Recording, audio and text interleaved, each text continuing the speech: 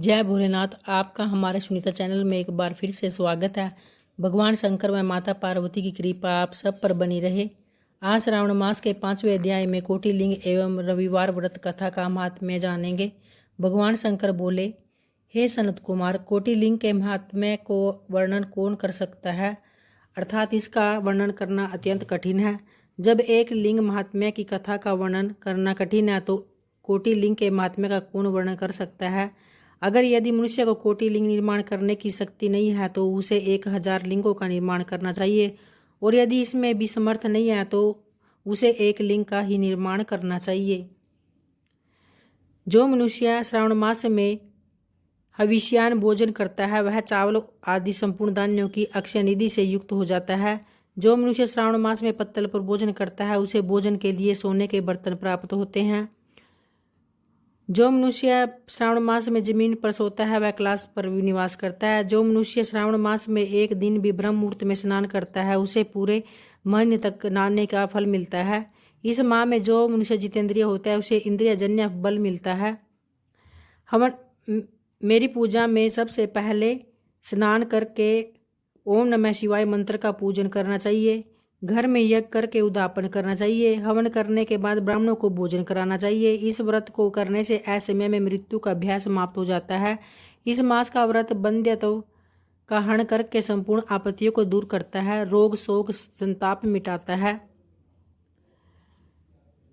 मेरा पंचामृत से अभिषेक करने पर वह मेरा प्यारा बन जाता है।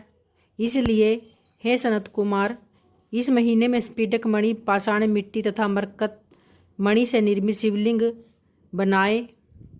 सूर्य ग्रहण, चंद्र ग्रहण या अन्य किसी सिद्धि क्षेत्र में लक्ष्य जप करने से जो सिद्धि प्राप्त होती है वह सिद्धि श्रावण मास में केवल एक बार जप करने से मिल सकती है।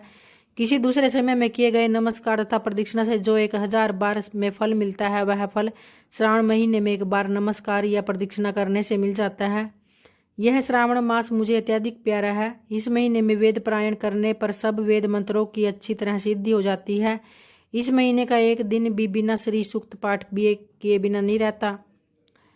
हे सनत कुमार, अब मैं तुम्हें रविवार व्रत की कथा, महात्म्य, विधि तथा पारायण को बताता हूँ, उसे ध्यान पूर्वक सुनो।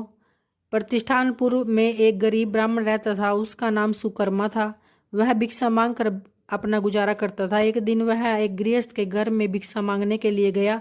वहाँ कुछ स्त्रियां रविवार का व्रत कर रही थी। उस ब्राह्मण भिक्षुक को देखकर उन स्त्रियों ने अर्चना सामग्री को ढक दिया। उधर ब्राह्मण के मन में अर्चन विधि की जानने की इच्छा जागृत हुई। वह बोला, हे साध्वी महिलाओं, आप सब ने इस व्रत की सामग्री को क्यों ढक दिया? आप दयालु हो, कृपा कर मुझे भी इस व्रत को करने की विधि बताए। मैं अपनी दरिद्रतावस्था से दुखी हूँ। यह उत्तम व्रत श्रवण कर मैं भी इस व्रत को करना चाहता हूँ। इस व्रत के विधान तथा फल को मुझे भी बतलाइए। स्त्रियों ने कहा, हे ब्राह्मण देवता, यदि व्रत में उन्माद या प्रमाद अथवा विस्मरण, भक्तिहीनता या नास्ता करोगे तो यह व्रत निष्फल हो जाएगा।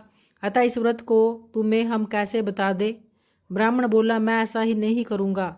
उसकी ऐसी बात सुनकर उन महिलाओं में से एक प्रौढ़ महिला ने ब्राह्मण को उस व्रत की विधि बता दी। उसने बताया, श्रावण मास के शुक्ल पक्ष के पहले रविवार को मौन व्रत धारण कर प्रातः उठे, शीतल जल से स्नान कर पान के पत्ते पर 12 परिधि वाला मंडल लिखना चाहिए। उसे लाल चंदन से सूर्य नारायण के तुल्य गोलाकार लिखना चाहिए। उस मंडल में संज्ञा नाम वाली स्त्री सहित सूर्य का लाल चंदन से पूजन करे। जमीन पर बैठकर सूर्य के 12 मंडलों पर अलग अलग लाल चंदन से युक्त लावा तथा जपा पुष्प से युक्त अर्घ को श्रद्धा भक्ति से सूर्य नारायण को दे। अर्घ को रक्त अक्षत, जपा पुष्प और उपचारों को द्वारा युक्त करे। नारिकेल, बीज और खांड से युक्त सूर्य के मंत्रों को कहकर निवेद्य दे। सूर्य का 12 मंत्रों द्वारा स्तवन करे, 12 बार नमस्कार करे, 12 बार प्रदक्षिणा करे और 6 सूतों को एक में मिलाकर उसमें 6 ग्रंथि लगावे। उस सूत्र को सूर्य नारायण को अर्पण कर दे और अपने गले में पहन ले। 12 प्रकार के फल का बायना ब्राह्मण को दे। कुपात्र को इस व्रत की विधि नहीं बतानी चाहिए। हे द्विज, इस व्रत के करने से निर्धन धनवान हो जाता है, निसंतान पुत्रवान हो जाता है, कोढ़ी का कोढ़ मिट जाता है, रोगी का रोग दूर हो जाता है। प्राणी जिस वस्तु की इच्छा करता है वह उसको इस व्रत के प्रभाव से प्राप्त हो जाती है। गरीब ब्राह्मण रविवार के व्रत की विधि प्राप्त कर अपने घर को लौट गया। घर आकर उसने अपनी दोनों पुत्रियों को भी रविवार व्रत की कथा एवं विधि से अवगत कराया। उस व्रत के सुनने के बाद और अर्पण दर्शन मात्र से उसकी दोनों पुत्रियां सुंदर बन गई। उसी दिन से गरीब ब्राह्मण के घर लक्ष्मी जी निवास करने लगी। अब वह ब्राह्मण भगवान की कृपा से धन कुबेर बन गया। एक दिन वहां का राजा ब्राह्मण के घर के सामने से गुजर रहा था तो उसकी दृष्टि ब्राह्मण की रूपवती कन्याओं पर पड़ी। वह उनकी सुंदरता को देखकर ठगा सा रह गया। राजा ने उन कन्याओं से विवाह करने का निश्चय कर महलों को लौट गया। राजा ने अपने पुरोहित को ब्राह्मण के यहाँ उसकी दोनों पुत्रियों से विवाह करने का संदेश लेकर भेजा। ब्राह्मण ने राजा का प्रस्ताव स्वीकार कर अपनी दोनों पुत्रियों का विवाह राजा से कर दिया। राजमहल में जाकर दोनों कन्याओं ने रविवार का व्रत किया और वे दोनों पुत्र पौत्रों से युक्त हो गई। हे सनत कुमार, जिस व्रत के सुनने मात्र से सब आकांक्षाओं की पूर्ति हो जाती है तो इसके अनुष्ठान के फल का तो क्या ही कहना। तो ये था भक्तों श्रावण महात्म्य का 5वां अध्याय। अगर कथा पसंद आई हो तो लाइक व सब्सक्राइब करना न भूलें। जय भोलेनाथ।